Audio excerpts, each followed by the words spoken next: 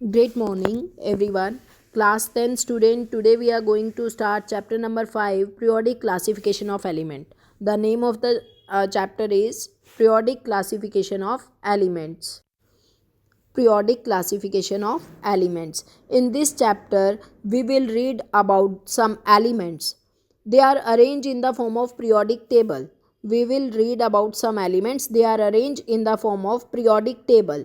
The elements having the similar properties occupy in the same column or group. जिनकी similar properties होंगी वो same column और group में divided हैं. So I am starting up with the chapter.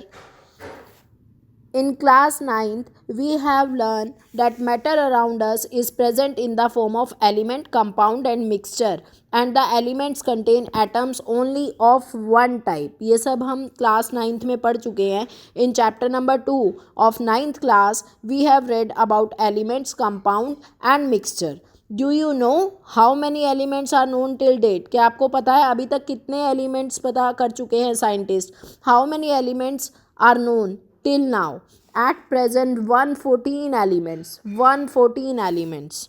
Total कितने elements हमें पता है? 114 elements are known to us. Around the year 1800 only 30 elements were known. Around the year 1800 में सिर्फ 30 एलिमेंट्स हमें पता थे. But now till date we know about the total 114 elements.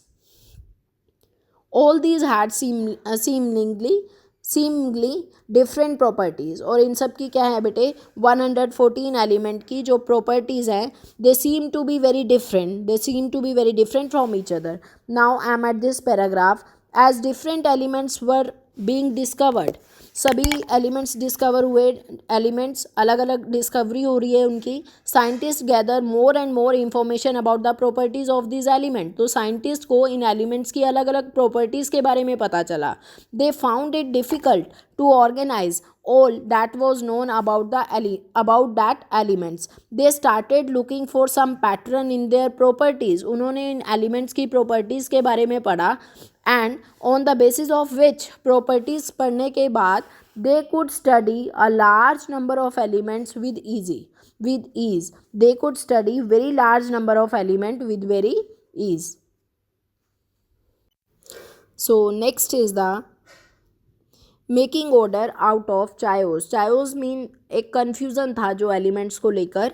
उन एलिमेंट्स को प्रॉपर ऑर्डर में कैसे अरेंज किया जाए. So how they make an proper order.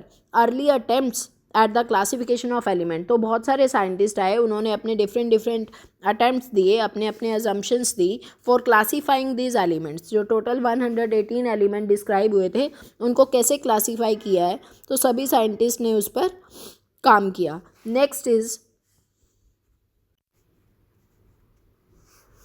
we have been learning how various things or living beings can be classified.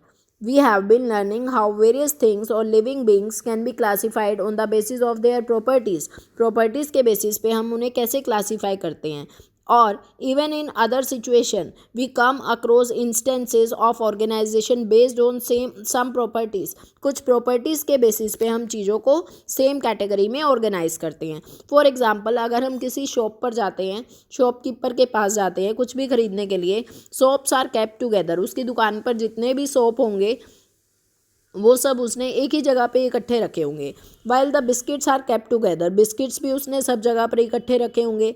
Even among soap and bathing soaps are stacked separately and washing soaps. Soaps में भी category होती है. Bathing soap उसने अलग रखे होंगे और washing soaps अलग रखे होंगे. तो ये प्रॉपर क्लासिफिकेशन किया हुआ है उसने, प्रॉपर क्लासीफाई, प्रॉपर अरेंजमेंट किया हुआ है चीज़ों का शॉपकीपर ने. ऐसे ही साइंटिस्ट ने एलिमेंट्स को भी अरेंज किया था.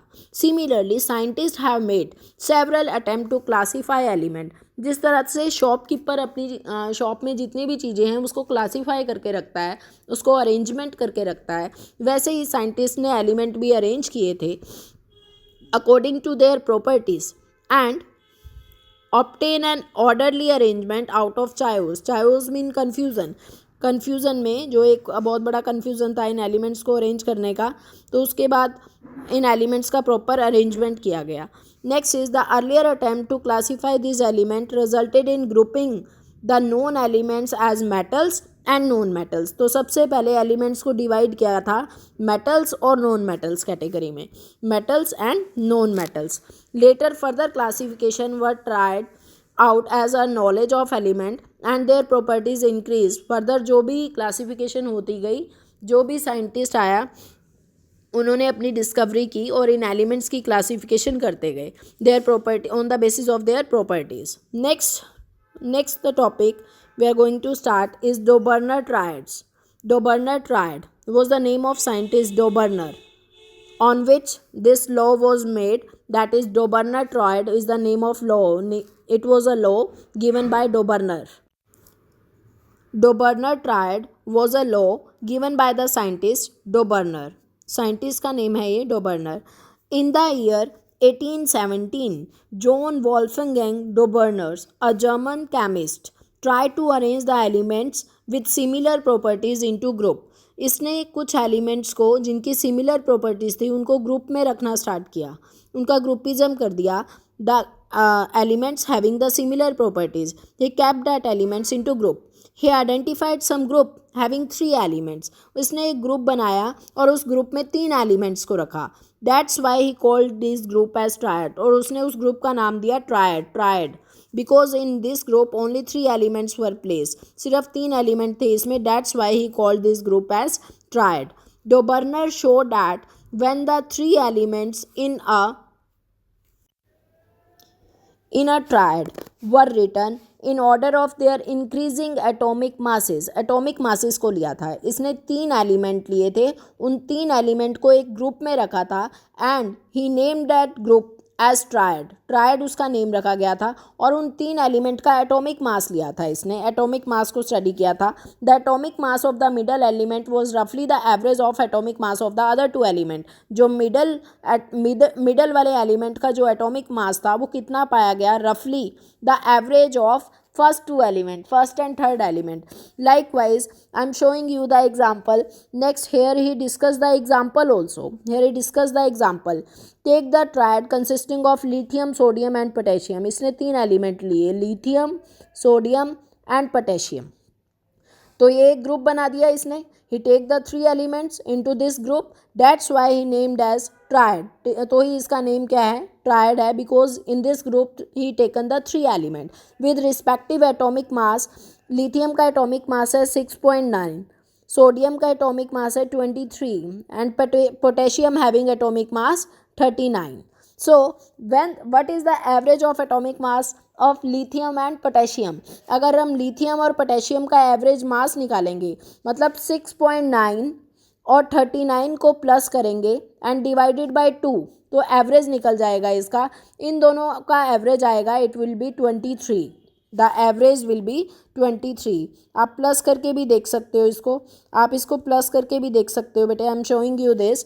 When we plus this 6.9 lithium का और पोटेशियम के एटॉमिक मास को अगर हम प्लस करते हैं and divided by 2, mean we have taken the average of first and third element, रफली it was found to be equal to the middle one. तो ये किसके इक्वल आएगी, इसकी value will be equal to 23. So how does this compare with atomic mass of sodium? तो sodium का atomic mass कितना था बेटे, 23. Now given table 5.1, now you can see in this table also are some group of 3 elements. यहाँ 3 element के group given है बेटे, group 1, group 2 and group 3. This is the group of 3 elements. 3 elements के group given है बेटे यहाँ. I am showing you this, I am explaining you this diagram, this table 5.1. 3 groups are given, group A, group B and group C. तो atomic mass given है यहाँ, nitrogen का 14 है, phosphorus 31, next was देना arsenic having 74.9. अगर हम 14 और 74.9 को प्लस करेंगे एंड डिवाइडेड बाय 2, अगर इन दोनों को प्लस करने के बाद उसे 2 से डिवाइड कर देंगे तो वैल्यू मिडल वाले के इक्वल आएगा, डेट इज़ 31. ऐसे ही ग्रुप बी में जो एलिमेंट हैं, अगर इनको हम प्लस करेंगे 40.1, 137.3 को प्लस करके डिवाइडेड बाय 2 करेंगे तो एवरेज मिडल वाले के इक्वल आएगा. So that was the Dobereiner triad law. यही डोबर्नर ट्रायड लॉ था. This was the Dobereiner triad law. Dobereiner triad law को आप कैसे एक्सप्लेन करोगे? It should be explained like this. This classification is based on atomic mass. Doberner given the classification of element on the basis of atomic masses. According to this law, when elements were arranged in their increasing atomic masses, group of 3 elements having similar properties are obtained. Atomic mass of the middle element is equal to the average of atomic mass of the other 2 elements. Likewise, this example is shown here. This was all about the Doberner-Troyd law. बेटे कुछ time के बाद ये डोबर्नर law जो था इसकी fail हो गया था। ये इसकी कुछ लिमिटेशंस थी। इसकी लिमिटेशन क्या थी? It fail to arrange all known element in form of triad. सभी एलिमेंट्स को ये ट्रायड में अरेंज नहीं कर पाया था, which having the similar property, और जिनकी केमिकल प्रॉपर्टीज भी सेम थी। That's why this law get fail. Further, we will continue this chapter in next video. Thank you.